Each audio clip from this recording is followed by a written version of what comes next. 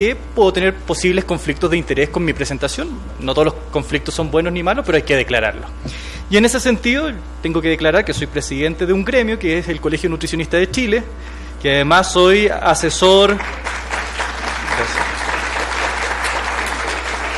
asesoro a una asociación de consumidores que se llama CONADECUS, donde de alguna forma intentamos hacer el contrapeso, ¿cierto?, de el sistema alimentario tradicional como lo conocemos, entre ellos también cómo opera la industria en favor de modular hábitos alimentarios. No estoy en contra de la industria, eso también lo quiero declarar.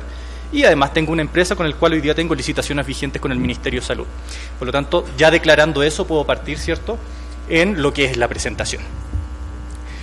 Lo más interesante de todo es que acá los colegas han dado un muy buen inicio de quizás lo que me toca a mí decir, porque yo me dedico a las políticas públicas, y en las políticas públicas, si bien me gusta la mitocondria, más me gustan las personas, digo yo, ¿cierto? Porque finalmente estamos hablando de alimentación, y la alimentación es un eje transversal a la sociedad. Por ahí yo también digo que si la alimentación es un eje transversal a la sociedad, quizás los nutricionistas somos transversales a la alimentación. Por lo tanto, tenemos que estar en ámbitos como es la educación, en ámbitos como es la alimentación escolar. Y en ese sentido, hoy día en Chile podríamos decir que tenemos un gran y exitoso programa de alimentación escolar. Podríamos decirlo. Pero si yo lo digo así, la presentación no es tan sabrosa. Por lo tanto, tenemos que ir buscando qué elementos se pueden mejorar dentro de lo que es la alimentación escolar. ¿Por qué lo planteo así? Porque si ustedes buscan en las referencias van a decir, el programa de Chile ha sido reconocido por el Programa Mundial de Alimentos, por lo tanto es un gran programa de alimentación escolar. No le quito mérito, pero puede ser mejor. En ese sentido, entender que ya en 1920 parte la obligación de la instrucción primaria. Eso quiere decir que la alimentación escolar está asociado inherentemente con la alfabetización de la población. Y eso no es ningún secreto. No ha pasado solamente en Chile, ha pasado en los países de la región. Algo así como por ahí por los años 60, 70, en los distintos países, sobre todo los del Cono Sur, que donde yo tengo más conocimiento, se empiezan a generar programas de alimentación. En el caso nuestro, más o menos a eso de 1964. Yo digo más o menos porque las discusiones partieron antes. ¿Qué sucede? De los 8 millones de habitantes que existían en la época, 1 millón eran analfabetos. O sea, 1 de cada 8 estaba destinado a no poder estar leyendo esta presentación hoy día.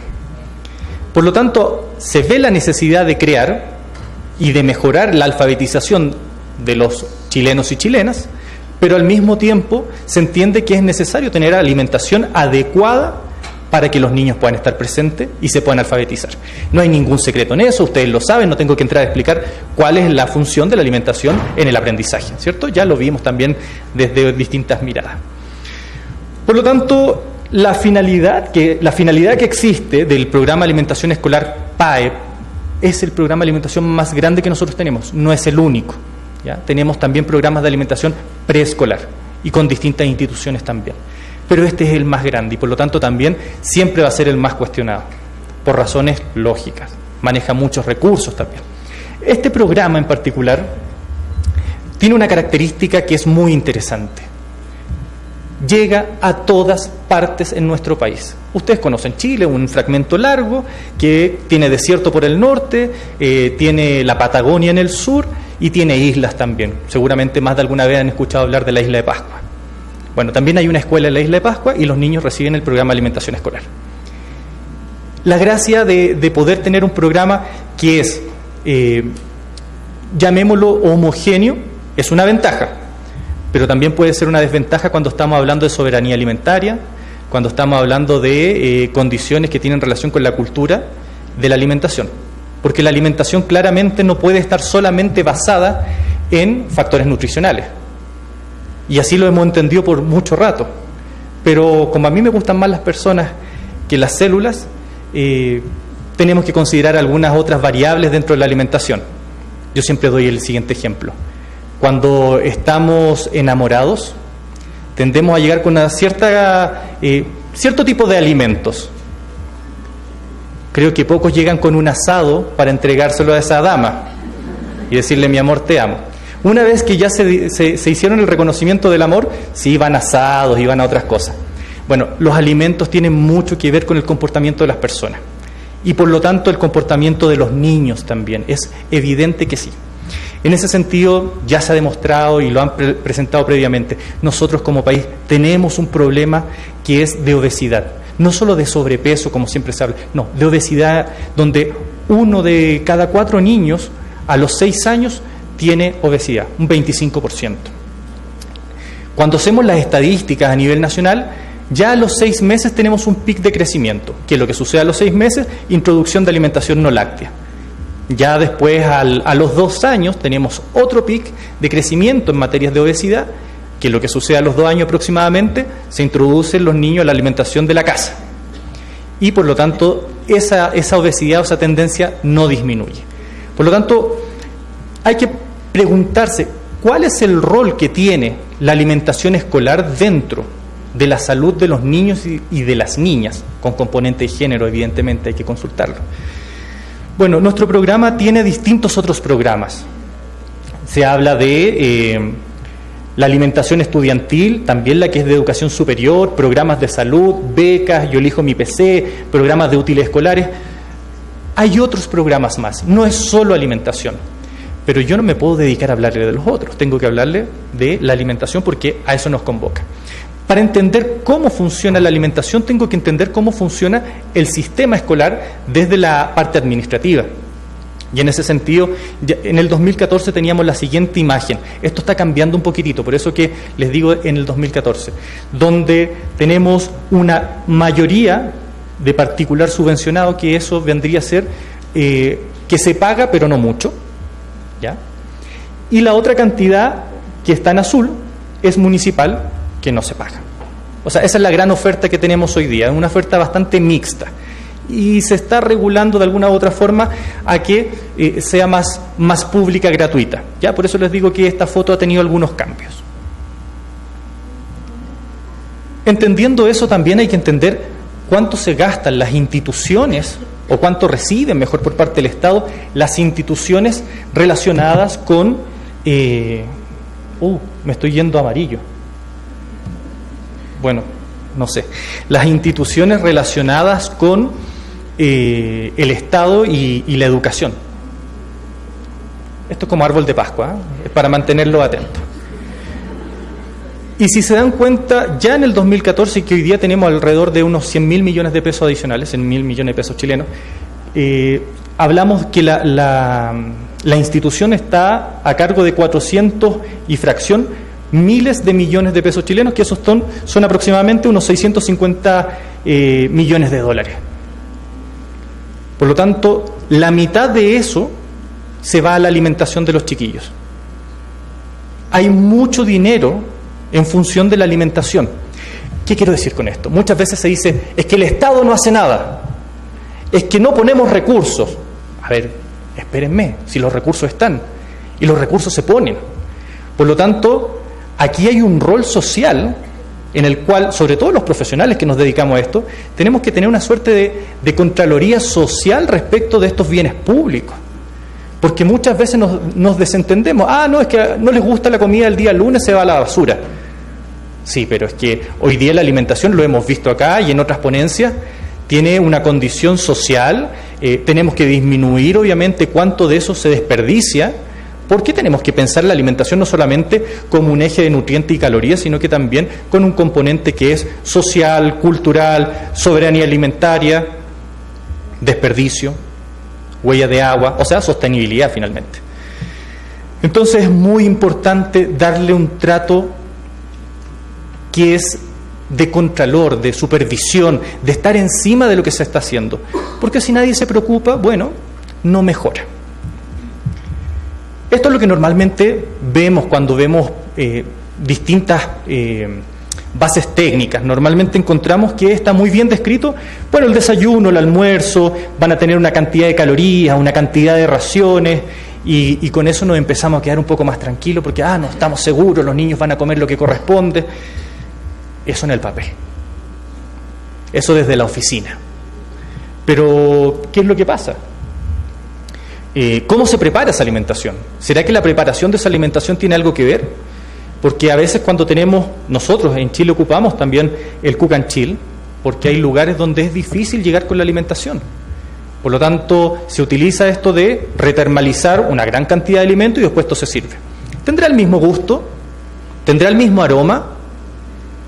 Es una de las preguntas que nos tenemos que hacer cuando trabajamos con poblaciones, porque la aceptabilidad es necesaria de conocer.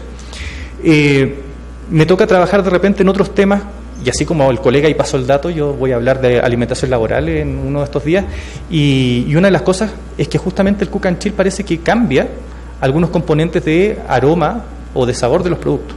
Entonces hay que ir evaluando.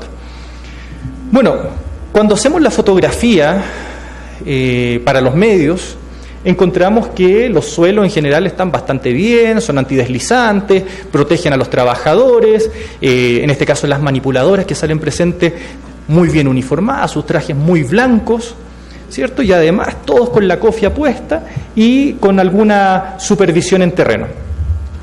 Cosa que en la práctica se puede ir modificando porque empezamos a encontrar que no utilizan los pantalones, que tienen riesgo entonces de sufrir quemaduras. Esto dentro de una mirada de alimentación laboral es importante, porque a veces desde las políticas públicas se cree que esto uno lo escribe y se hace. Y no se hace solamente con escribirlo, sino que se hace con la supervigilancia y control que uno tiene en terreno. Entonces, si tenemos riesgo con los trabajadores, significa que esa preparación, ese alimento, esas condiciones van a ser distintas porque vamos a tener trabajadores enfermos, porque vamos a tener distintas condiciones que afectan finalmente a los niños y niñas que van a estar recibiendo el producto. Entonces, dentro de unas políticas de alimentación, esto tiene que ser considerado, la bajada técnica. También hay que considerar cuáles son las características, o mejor dicho, qué es lo que opinan los niños. Porque, insisto, en el papel lo encontramos bien, pero si a una de estas señoras que está acá se le pasó la mano con el cucharón, y a algunos les sirvió más y a otros quizás les sirvió menos, puede suceder que tengan una bandeja en el cual, disculpe, pero no nos quedaba más. Y esto no la hice yo para mostrársela a ustedes, ¿ya? No es un montaje. Fue un reclamo que se hizo justamente de un usuario, de un consumidor. Los niños también son consumidores, ¿ya? No tratemos a los niños como que son algo así un extraterrestre, no. Son consumidores y tienen sus derechos y tienen también sus exigencias. Normal, está bien. Por lo tanto, si yo entrego esto porque no me quedaba más alimentación, quiere decir que en algo estoy fallando. Y me tengo que empezar a recuestionar y tengo que saber canalizar además esa situación. Porque si un niño reclama, ¿tendrá el mismo canal de reclamo que si reclama un adulto? Porque normalmente ponemos un libro de reclamo. ¿Le vamos a pedir al niño que escriba en el libro de reclamo? ¿Cómo evaluamos eso? Todo eso tiene que estar considerado. Otras características que son especiales y que a veces las damos por obvio. En sus casas ustedes comen en platos, ¿o no? Y normalmente toman los líquidos en vasos. Pero nuestros sistemas escolares nos hacen comer en bandejas, donde la temperatura de un alimento cálido se mezcla con el postre, que puede ser más frío. Se mezclan los aromas. No necesariamente hay un control de vapores. Y por lo tanto uno llega a un lugar donde dice, uy, está pero pasado a comida. Se me acabó el apetito. Y después reclamamos que esos niños van a comprar al kiosco. Es que no entienden, es que son porfiados, es que van en contra del sistema. No, si los atendemos y le damos lo que necesitan, y entre lo que necesitan les gusta, porque cuando van al McDonald's no se parecen nada a esto. Hay colores, hay disposiciones que son agradables, y por lo tanto son tratados como usuarios o consumidores. Yo entiendo que este modelo tiene una evolución que fue del inicio de los tiempos. A ver, es importante que los niños coman y resolvamos la necesidad básica, que se alimenten y puedan estudiar. Sí, pero espérame un poquito, estamos en el siglo XXI. Y hoy día tenemos que entonces tratar todos nuestros sistemas alimentarios desde la mirada del siglo XXI. Ya no estamos aquí para llenar estómagos y nada más. Tenemos que darle ese valor agregado que tiene la alimentación. Por lo tanto, ojalá podamos en un tiempo breve cambiar esta situación y poder tener platos y poder tener algo mucho más cercano a lo que es la familia. Siempre hablamos de la familia como la unidad de todo. A veces podríamos mejorar esto. ¿Cómo lo debemos mejorar? Preguntémosle a los niños. No somos nosotros los que tenemos que definir eso. ¿Cómo se prepara? Bueno, se preparan en cocinas que a veces son bastante tradicionales, otras son un poquito más sofisticadas. Esta se ve bastante bien porque se ve limpio, ¿cierto? Las ollas, la cantidad de bandejas que en general no son menores. La pregunta es, ¿y quién se encarga de hacer la